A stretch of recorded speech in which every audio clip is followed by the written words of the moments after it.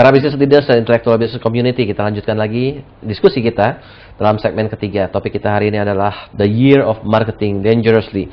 Bagaimana kita bisa mengatur promosi kita supaya paling efektif dan efisien. Karena kalau tidak maka it's dangerous, because tahun ini adalah kita harus sangat berhati-hati dengan expenses.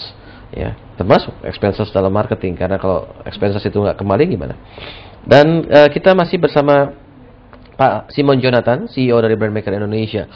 Simon, kita lanjutkan. Adik kita ngomong tentang TV benci tapi rindu, iya kan? Ya. Ada nggak yang pilihan lain? Maksudnya ya kalau kita memang benci tapi rindu, ya pilihan cuma itu satu-satunya, ya kita nggak bisa kemana-mana gitu. Tapi kita tahu bahwa sekarang media alternatif banyak ya, terutama dengan adanya internet. Kita tahu bahwa di website itu udah banyak iklan, termasuk Google bisa dijual gitu mahal karena bisa menjaring begitu banyak orang. Dengan nilainya di mana menjaring begitu banyak orang, berarti nilai iklannya gitu kan. Tapi kemudian, sekali lagi Pak, bahwa itu kan tergantung negaranya, situasi kondisi, community trendnya ya. Kayak di Indonesia kan detik.com, iya, berhasil nggak jual iklan? Banyak tuh iklannya, nggak tahu maksudnya. Iya. Iklannya sih banyak. I don't know resultnya Nah gimana. itu dia Pak, intinya bahwa sebagai orang marketing memang harus menyadari ada perubahan-perubahan. Dia nggak boleh terperangkap, wah pokoknya box magic TV. Media mix mesti lo atur. Terutama tergantung dari jenis produk dan target. Jadi kayak sekarang kan ada tren nih, BlackBerry kan. BlackBerry ya. Wah, semua orang pasang BlackBerry kan. Facebook. Ya, gue aja jadi ikut anggota Facebook kan. Kenal orang-orang lama apa segala macam. Padahal kan di luar negeri itu udah trennya udah luar biasa dahsyatnya kan. Betul kan, menurut konon katanya Obama juga salah satu faktor kemenangan Obama adalah karena keterlibatan beliau di Facebook. Katanya ini iklan gratis buat Facebook. Benar nggak gitu? Apakah itu juga bisa kita gunakan di sini untuk produk dan untuk para caleg yang lagi kampanye? Ada sebuah tulisan yang saya baru baca sambil mempersiapkan ini kan tema ini.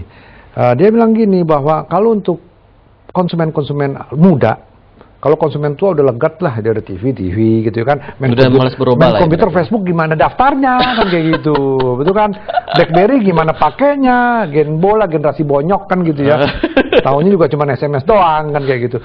Dia bilang dengan pasti bahwa kalau untuk generasi remaja itu ya, iklan-iklan di TV malah nggak efektif loh.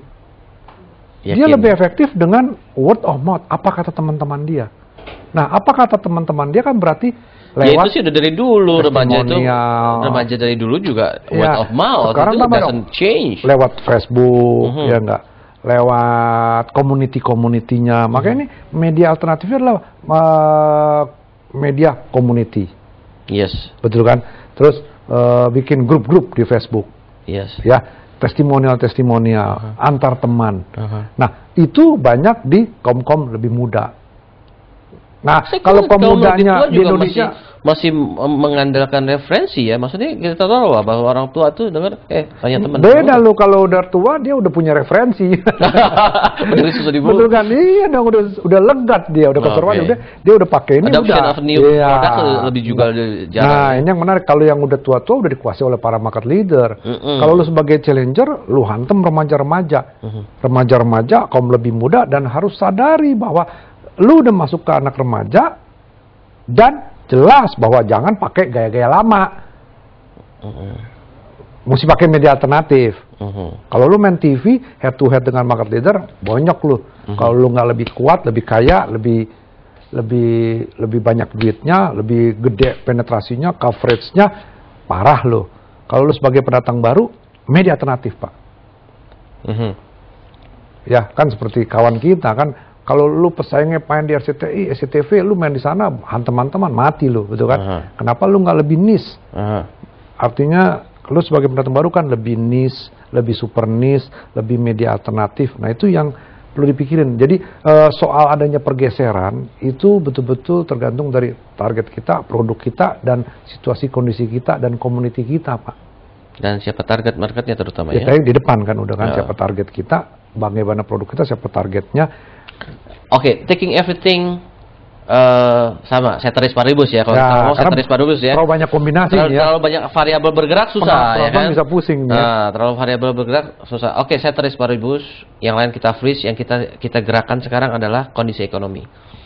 Dengan kondisi ekonomi yang bagus, misalnya seperti masih tahun 2007, 2008 pertengahan, dibandingkan tahun 2009 yang people expect akan ada terjadi downturn dan sudah kita rasakan. Ada nggak pergeseran media yang seharusnya dilakukan itu untuk lebih mencari efisiensi itu? Kemana gitu loh? Ya, setiap pemain pasti kan mencari efisiensi, tapi memang sekali lagi intermezzo sedikit ya, nggak general kan ya, nggak ceteris paribus. Indonesia ini berbeda. Orang bilang 2009 ini katanya krisis global ya, mungkin semua barang turun, tapi media televisi naik loh. Kenapa? Dia sadar banget tahun ini adalah pemilihan caleg dan pemilihan presiden. Oke, itu untuk produk baru itu namanya. Itu malah dia naikin loh harganya. Temporer itu, produk temporer. Iya, bahwa wah, semua partai beriklan di TV kan, bayarnya cash. Bayarnya cash loh kalau partai. Iya dong, nggak ada yang berani utang. Kalau dia kalah gimana siapa yang bayar? Betul kan? Musik cash, bayar di muka, buat kaos, buat apa, semuanya bayar di muka, Pak.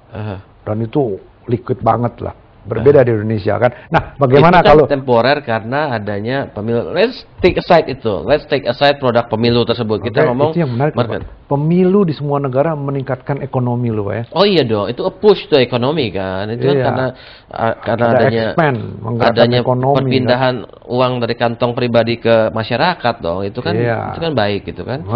Nah, tapi maksudnya sekarang kita ngomong kalau sebagai pemain, kalau kita punya produk real lah, itu kan nggak real kan ya. Nah, kalau produk real ya sekali lagi bahwa ya tetap kembali bahwa lu sebagai apa nih? Lu sebagai market leader ya memang lu mesti lebih efisien kan ya. Lu sebagai pendatang baru sekarang launching ya lu mesti hati-hati. Lu mau masalah produk atau lu mau niche produk? Kan seperti itu. Nah, kalau lu sebagai pendatang baru lu mau masalah produk, kalau lu duit lu kuat, antem. Enggak, let's say sekarang kita ngomong pemain yang sudah ada di market lah. Biasanya kan pertanyaan ini adalah pertanyaan para pemain yang sudah di market, yang sebelumnya udah punya budget marketing, sudah punya komposisinya, kita TV kita spend sekian, 75% atau 70%, kemudian sekian untuk radio, untuk print dan segala macam. Ada nggak perbedaan ataupun satu yang harus dilakukan untuk di tahun 2008 ini gitu loh dibandingkan yang sebelum-sebelumnya? 2009. 2009. Ya, intinya adalah tahun demi tahun ya, perbandingan antara media mix TV, radio, media cetak itu selalu tuh cenderung dulu TV misalkan 90%, sekarang mungkin turun nggak 90% lagi. Turun banyak, kenapa TV-nya jadi mahal lah, dan dia lebih rasional lah, dia lebih berpikir, wah ini challenger nih bermain di radio, wah coba dia di radio juga dong. Main di below the line, coba di below the line dong. Artinya memang ada kecenderungan kontribusi media expand di TV itu turun. Kecenderungan ya. Dalam bentuk percentage ya. Dalam bentuk percentage. Tapi dalam bentuk absolut? Dalam bentuk absolut enggak. Naik malah. TV itu naik terus. Biaya iklan ya memang naik terus, Pak. Tapi kita hati-hati. Kalau kita tahu di artikel ini disebutkan di tahun 2007 dan 2008 itu advertising TV spending di Amerika tuh udah menurun. Enggak, masih naik lah 6%. Nurun, naik ada penurunan ya.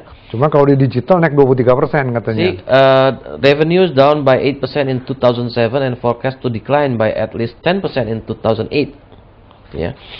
Nah, di Indonesia ini tetap naik terus ya? Iya.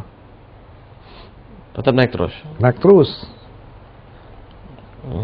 Karena kan Indonesia emerging market sih ya. Iya, emerging market ya, marketnya masih terbuka luas, 220-230 juta orang kan. Seperti itu.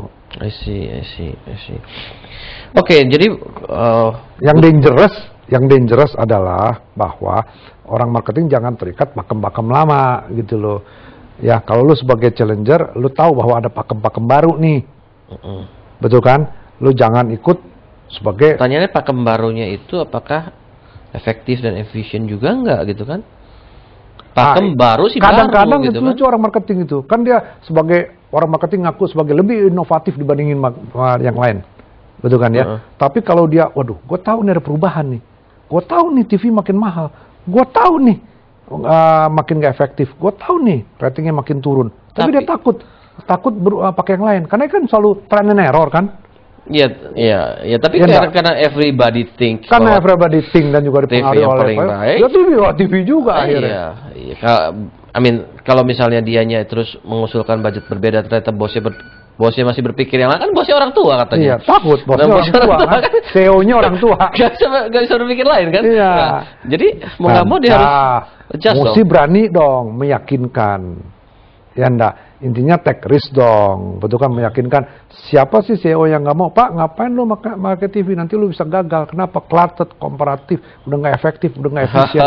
Produk kita nggak cocok nih di TV lu. Kenapa nggak kita masang di sini? Contohnya ada dong klien kita ya. Udah, pokoknya paling hebat masang di Kompas. Padahal sekarang kita sadar Kompas itu the most expensive media cetak di Indonesia. Kalau ada satu orang direktur dari provider ngomong sama saya gini, Mon, kalau pasang di Kompas, 1/4 halaman, 1/3 halaman nggak ada gunanya. Pasang satu halaman, baru kelihatan. Nggak ada gunanya. Intinya kalau lu duitnya banyak, pasang di Kompas. Kalau duit lu sedikit, jangan pasang di Kompas. Sama di TV. Kalau lu duitnya banyak, pasang di TV. Kalau lu duit lu dikit, jangan pernah pasang di TV. Oke, kita lanjutkan. Seru sekali ini ya. Para business leaders dan intellectual business community, kita harus break sebentar untuk masuk ke segmen berikutnya. Buat para business leaders dan intellectual business community yang ingin berpartisipasi, silakan SMS ke 0896 dan buat yang terpilih akan mendapatkan buku dari Pak Simon Jonathan berjudul Launching. Kita akan masuk ke dalam segmen berikutnya.